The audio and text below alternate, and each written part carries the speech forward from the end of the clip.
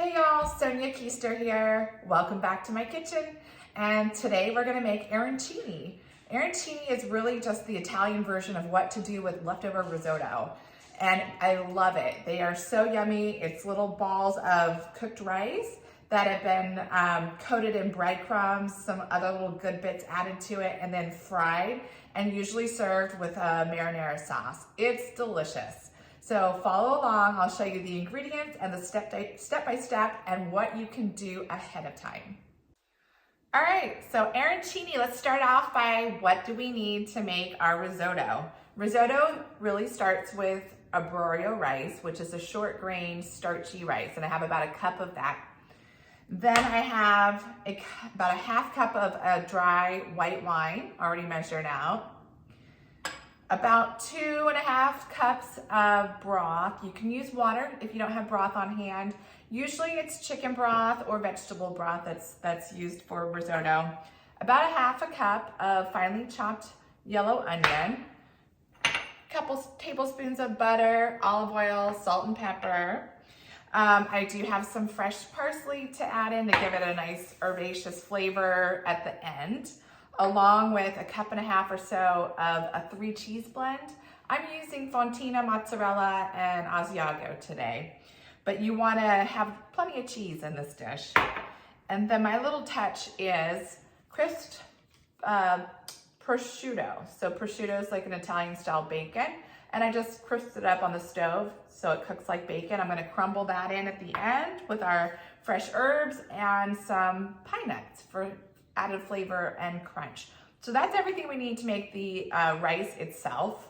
Once the rice has cooled, we'll form it into the little balls and fry it. And for that, we'll need a couple of eggs, some fine breadcrumbs, which you can add flavor to if you want, and then just some all-purpose flour and some vegetable or canola oil, something that can handle a high temperature.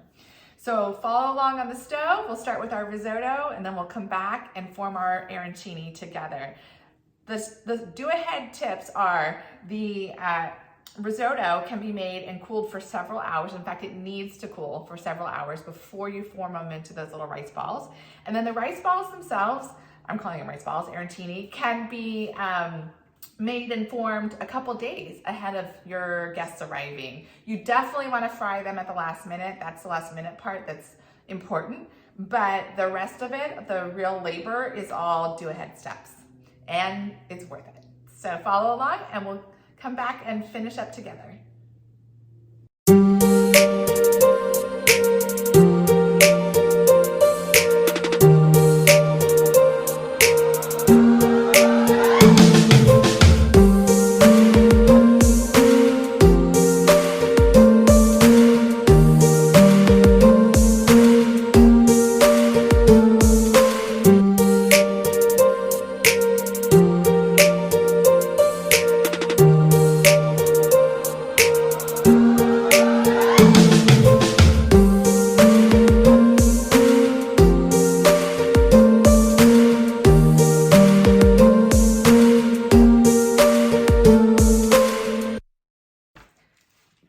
All right, our risotto is all done. A couple of key steps. It's piping hot. Can you see the steam coming off still? So a couple key steps. The broth was hot at all times. That keeps the rice cooking. It doesn't stop the cooking process. So your broth, whatever you're using, does need to be hot. The other key is that you have to watch risotto. It's not a cover, stir, or cover and walk away kind of rice. You do need to stir it occasionally, especially towards the end, in a slow motion. You don't want it to be boiling too high. It's kind of a low boil. The slow stirring releases the starches, and that's also what helps make risotto such a creamy, yummy dish. And then the final thing to keep in mind is you want to cook your rice till it's al dente, kind of like pasta. You don't want to overcook it. Remember, it's going to continue to kind of cook a little bit as it cools. And you don't want it to be mushy. You want to be able to taste that it's actually rice in the arancini. So al dente means there's a little bit of chew to it, this is perfect. I'm going to do a close-up, and you can watch as I put it on parchment, and I'm going to add in our prosciutto. I'm just going to crumble it right over the top.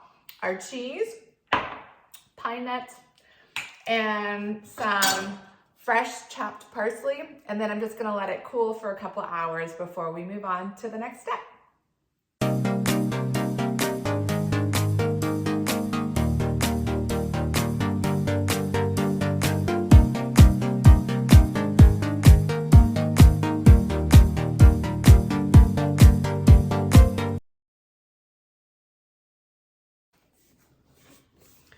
All right, that risotto is all chilled out. It hung out in the fridge for a couple of hours. And now we're gonna make the arancini balls themselves. We're gonna dredge them. We have a dredging station, which is classic for whether you're making, whatever, breaded chicken or pork chops. It is a little bit of flour. That's step one. Step two is egg. I have 2 eggs kind of whisked together. And then step 3 is your breadcrumbs. I'm keeping it simple with just plain fine breadcrumbs today. You could add some some dried herbs to that, or a little bit of Parmesan cheese, whatever you like. But I'm gonna just use plain, and then you need a container to set them in. It is important that your arancini set up in the fridge before you try to fry them. Otherwise they tend to fall apart in the pan. Still delicious, but they just won't hold together as well.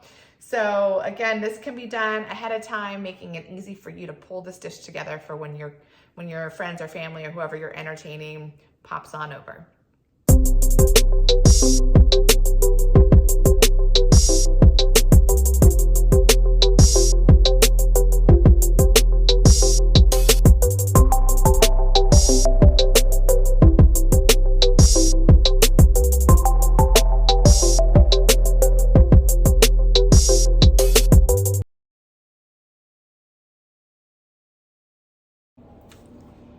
It's time to fry our arancini. So they've set up in the fridge, they were covered for a couple hours, and now they are nice and firm.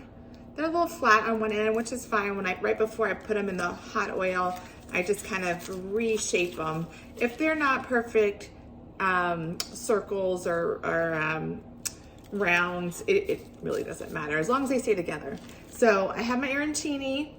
I have a sheet pan with some paper towels and a slotted spoon to scoop them out of the hot oil. I have a pan with, I'm using vegetable oil, canola, you can use canola oil, avocado oil if you want to be a little bit healthier, but olive oil won't work, it'll smoke instead and it'll burn and leave an acrid taste to it. And then I made some homemade marinara.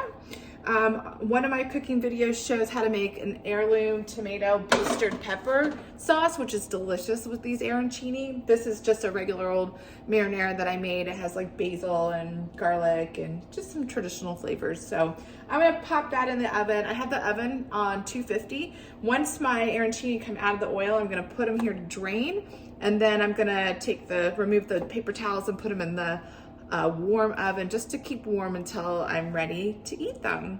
And that'll be it. So I'll show you some final plating techniques. When I do it for my kids or family, I just do a big mound of them and the marinara on the side. And then when I'm doing it for a catered event or a special dinner, I put the sauce in the bottom of a warm bowl, and then I put one arancini on top of that, and then I shave some Parmesan and a little bit of chiffonade of basil, so it looks really fancy. It's the exact same thing, just presented 2 different ways. All right, here we go.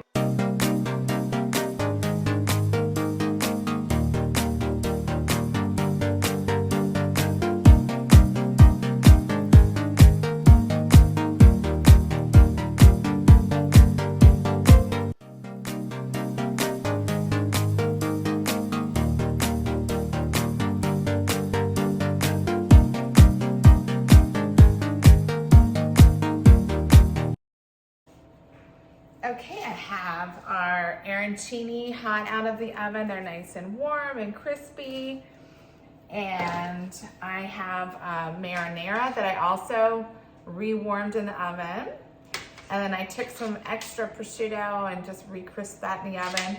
So I'm just gonna show you 2 ways to garnish this. So one, family style, just a big platter with some basil leaves on it. And then you make your pile. of your yummy goodness and put a little bit of that sauce in the middle of the plate, like so. And maybe a little bit of the basil on top of here. Some shaved Parmesan. These are just some nice extra touches. You don't have to do this. All right, and a little bit of that crispy prosciutto, so people know what's inside. So that's a beautiful presentation. That's more family style. And then if I'm doing it for a kind of a catered event or where it needs to be a little fancier, I serve them in individual, either bowls or these little dishes, whatever you have. And I put a nice layer of the sauce on the bottom, just enough to really soak up the arancini, and then one arancini right on top, like that. And then the same idea with some basil chiffonade, or you could just do a tiny basil leaf, and then some of that Parmesan right on top, or right on the side, or wherever it wants to go. And maybe just a little bit more of that prosciutto. So look how beautiful that is. I'll show you a close-up. And there you have arancini, one of my favorite appetizers to serve for guests because I can do so much of it ahead and it's just packed with lots of flavor and love. Join me next time for another cooking video with do-ahead steps for easy entertaining at home.